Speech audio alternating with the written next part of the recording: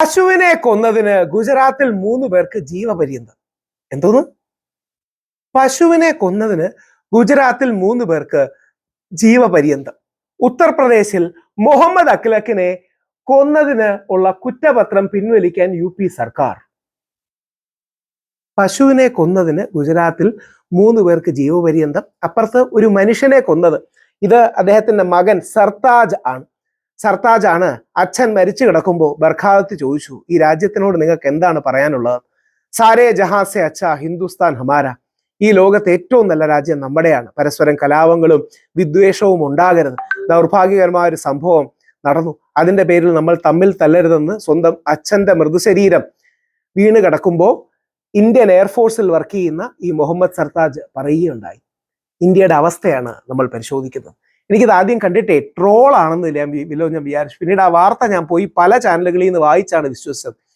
പശുവിനെ കൊന്നതിന് 3 പേർക്ക് ജീവപര്യന്തം. നമുക്ക് നോക്കാം.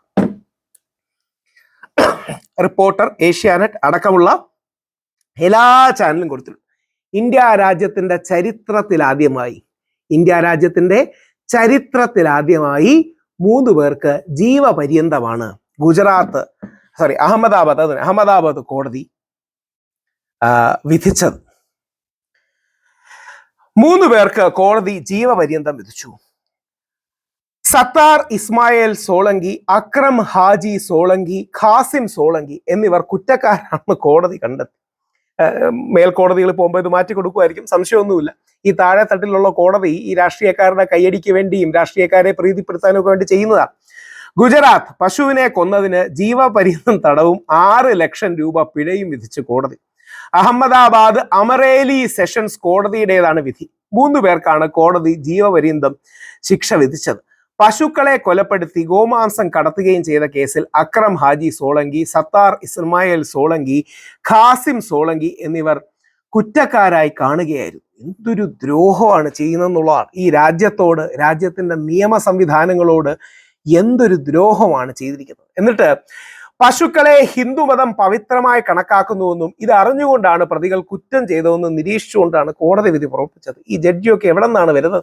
പശുക്കൾ പവിത്രം തന്നെയാണ്. പക്ഷേ മഹാത്മാഗാന്ധി പറഞ്ഞതുപോലെ, മഹാത്മാഗാന്ധി പശുക്കളെ പവിത്രമായി കണ്ടിരുന്നതും എല്ലാ സ്ഥലത്തും, അതായത് ഹിന്ദുത്വവാദിയായിരുന്ന നമ്മുടെ സവർക്കർ പശുവിനെ ബഹുമാനിക്കുന്നതും ആദരിക്കുന്നതിനെയും പുച്ഛിച്ച് കണ്ടിരുന്ന വ്യക്തിയാണ്.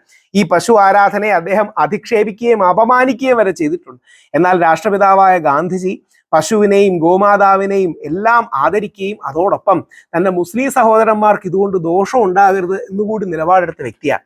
പശുവിനെ നമുക്ക് ആരാധിക്കാം, പക്ഷെ ബാക്കിയുള്ളവരുടെ തലയിൽ അടിച്ചേൽപ്പിക്കേണ്ട കാര്യം നമുക്കുണ്ടോ? അതായത് പശുവിനെ കഴിക്കുന്ന, ബീഫ് കഴിക്കുന്ന, ഇപ്പം ഗോവയിലെ BJP-കാരടക്കം ബീഫ് കഴിക്കില്ലേ? നോർത്ത് ഈസ്റ്റിലെ BJP-കാരടക്കം ബീഫ് കഴിക്കില്ലേ? അപ്പോൾ മനഃപൂർവ്വം ഈ പശുവിനോടുള്ള സ്നേഹം കൊണ്ടൊന്നും അല്ല ഈ തീവ്ര ഹിന്ദുത്വവാദികളോ ഈ തീവ്ര ഹിന്ദുത്വ വലതുപക്ഷത്തോട് ചാഞ്ഞു നിൽക്കുന്ന കോടതികളോ ചെയ്യുന്നത്. ഇതൊരു പൊളിറ്റിക്കൽ പോയിന്റിന് വേണ്ടി ചെയ്യുന്നതാണ്. പൊളിറ്റിക്കൽ പോയിന്റ് സ്കോർ ചെയ്യാൻ വേണ്ടി ചെയ്യുന്ന. ഇന്ത്യയിൽ ആദ്യമായിട്ടാണ് ഈ പശുവിനെ കൊന്നതിന് ജീവപര്യന്തം തടവ് ശിക്ഷ ലഭിക്കുന്നത്.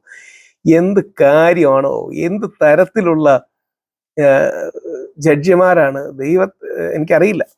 അതായത് ഇനി അടുത്തത് എന്താ ജഡ്ജിയുടെ പേര്? റിസ്വാൻ ബെൻ ബുഖാരിയാണ് പ്രതികൾക്ക് ജീവപര്യന്തം ശിക്ഷ പുറപ്പെടുവിച്ചത്. ഇതിനെതിരെ അപ്പീൽ പോകുമെന്നാണ് പ്രതികളുടെ പ്രതികരണം. ഇതിന്റെ തമാശ, ഈ ജഡ്ജി ഒരു മുസ്ലിമാണ്. റിസ്വാന ബുഖാരി എന്നാണ് പേര്. Principal district and session judge Amreli.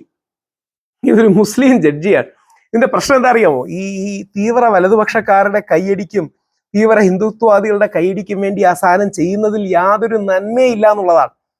അപ്പൊ എന്തായാലും ഈ ജഡ്ജിയുടെ വിധിന്യായം തെറ്റാണ്. ജഡ്ജി മുസ്ലിം ആയിരിക്കാം, പക്ഷെ ഞാൻ ഹിന്ദുവാണ്. അപ്പൊ ഹിന്ദുവായി നിന്നുകൊണ്ട് തന്നെ, പശുവിനെ ആദരിക്കുന്ന വ്യക്തിയായി നിന്നുകൊണ്ട് തന്നെ എനിക്ക് പറയാൻ കഴിയും ഇത് തീർച്ചയായും തെറ്റാണ്. ഈ വിധിന്യായം തെറ്റെന്ന് മാത്രമല്ല അപകടകരവും തെറ്റായ പ്രീസിഡന്റ് ഉണ്ടാക്കുന്ന കാര്യവുമാണ്. അതായത് നിങ്ങൾ ഈ സർക്കാരി മുസ്ലിം ആകേണ്ട കാര്യമില്ല. രാജ്യസ്നേഹമുള്ള മുസ്ലിങ്ങളും രാജ്യസ്നേഹമുള്ള ഹിന്ദുക്കളും രാജ്യസ്നേഹമുള്ള ക്രിസ്ത്യാനികളുമാണ്. പക്ഷേ ഈ സർക്കാരി മുസ്ലിംസ് ആകേണ്ട യാതൊരു കാര്യമില്ല. എന്ന് പറഞ്ഞാൽ ഈ ഗവൺമെന്റിന്റെ നിലപാടുകൾ ഒളിച്ചു കിടത്താനും മറ്റും ചെയ്യുന്ന മുസ്ലിങ്ങളാകേണ്ട ആവശ്യമില്ല. എന്നാലും അത് വിഷമകരമാണ്. അതോടൊപ്പം യഥാർത്ഥത്തിൽ രാജ്യസ്നേഹിയായ ഒരു മുസ്ലിം ആരാണ്?